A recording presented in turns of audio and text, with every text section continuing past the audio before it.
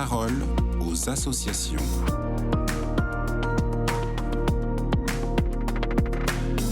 Amélie Berthelin, bonjour. Vous êtes responsable de l'information pour l'association Aide à l'Église en détresse. Ce matin, vous venez nous parler d'un sujet que vous évoquez régulièrement sur notre antenne, la situation extrêmement difficile des chrétiens au Nigeria, victimes de la terreur islamiste depuis de nombreuses années. Oui, et vous le savez, la situation est particulièrement pénible dans le diocèse de Maïdougouri, au nord du pays, épicentre de la violence des djihadistes de Boko Haram. Dans cette région, les chrétiens souffrent le martyre, au sens propre du terme. Meurtres, enlèvements, mutilations, pillages, vandalisme. De nombreux prêtres sont kidnappés chaque année, parfois relâchés, parfois assassinés. Aucune souffrance et aucune humiliation ne leur sont épargnées. Eh bien aujourd'hui, chers auditeurs, dans ce même diocèse, un nouveau drame d'une toute autre nature vient accabler une population déjà profondément meurtrie. Il s'agit d'inondations catastrophiques qui submergent la ville de Maïdougouri depuis quelques jours. Monseigneur Baneki, l'évêque auxiliaire du diocèse, confirme l'ampleur de la situation. Plus de la moitié de notre ville, nous dit-il, est sous les eaux. L'évêque poursuit: nous sommes en train d'évaluer la situation, mais au moins 50 000 chrétiens ont été touchés par les inondations au total. Ces inondations sont principalement dues aux fortes pluies de la fin du mois d'août. La montée des eaux qui en a résulté a exercé une pression supplémentaire sur le barrage d'Allo, situé à quelques kilomètres de la ville, provoquant l'effondrement des déversoirs le 8 septembre, submergeant ainsi la moitié de la ville.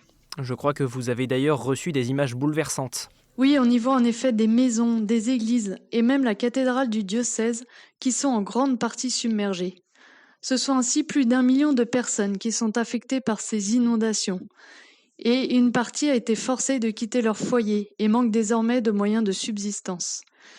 De nombreux membres de la communauté chrétienne venaient à peine de reconstruire leur vie après avoir tout perdu à cause de la violence terrible et de la persécution religieuse.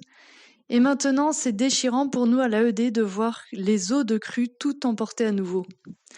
Les tonnes de litres d'eau ont aussi emporté avec eux les barrières de protection du zoo de la ville. Par conséquent, des animaux dangereux comme des crocodiles ou des serpents circulent désormais au milieu des habitants sinistrés qui doivent redoubler de vigilance.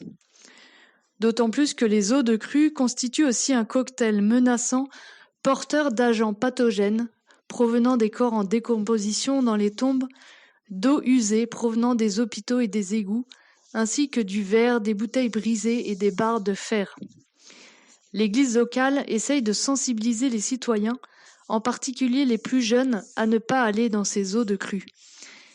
Et face à l'ampleur du drame, les autorités aussi se préparent à d'éventuelles épidémies de maladies telles que le choléra, le paludisme et la diarrhée. Et face à cette situation catastrophique, l'AED s'est engagée à répondre à l'appel à l'aide du diocèse de Maïdougouri. Oui, grâce à votre générosité, nous allons soutenir sans tarder une première aide d'urgence permettant la distribution de denrées alimentaires, de médicaments et de produits d'hygiène, ainsi que la mise en place d'abris temporaires. Ces aides vitales, organisées par l'Église locale, viendront en soutien à l'ensemble de la population de la région frappée par ces inondations. Chers auditeurs, si vous souhaitez venir en aide aux familles du diocèse de Maïdougouri, je vous invite avec confiance à faire un don sur notre site internet www.aed-france.org. Votre soutien permettra de répondre en priorité à l'appel de ces populations sinistrées. Monseigneur Bakeni, donc l'évêque auxiliaire du diocèse, demande également la prière de tous ceux qui nous écoutent pour ce temps d'épreuve. Je reprends ces mots: nous sollicitons des prières spéciales pour les familles et toutes les personnes touchées par les inondations, afin que Dieu leur donne force et réconfort. Merci Amélie Berthelin. Je le rappelle, vous êtes responsable de l'information pour l'association Aide à l'Église en détresse. Et je redonne également à nos auditeurs le site internet pour faire des dons à l'AED et se renseigner sur l'association aed-france.org. Merci beaucoup et bonne journée.